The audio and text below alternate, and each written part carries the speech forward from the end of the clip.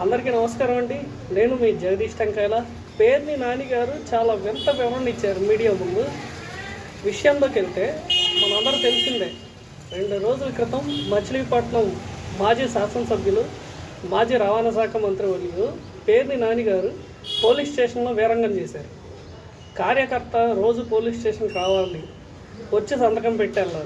ఒకరోజు ఆ కార్యకర్త పోలీస్ స్టేషన్కి రావడం లేట్ అయిందో లేకపోతే రాలేదు, పోలీసులు కార్యకర్తని మందలించడం జరిగింది. అయితే సీన్లోకి దిగిన పేర్ని నాని గారు ఆ సిఐని ఇష్టం వచ్చినట్టు దూషించి మరి మామూలుగా దూషించారో బూతులతో దూషించారో తెలియదు, ఆ పోలీస్ స్టేషన్లో వీరంగం చేశారు.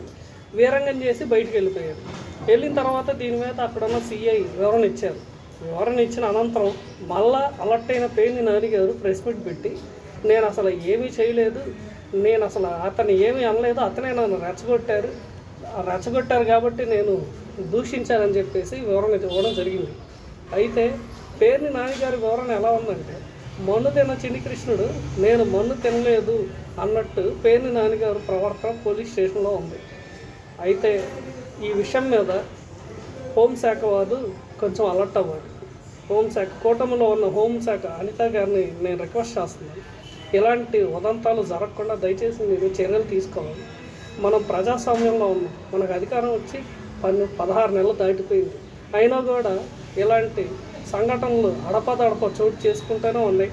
ఈరోజు పేర్ని నాని గారు తర్వాత వచ్చారు, రేపు జోగి రమేష్ గారు వస్తారు, తర్వాత ఇంకొకళ్ళు వస్తారు.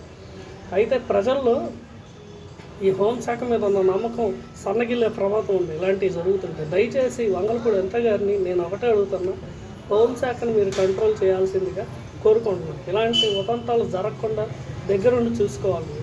Thank you.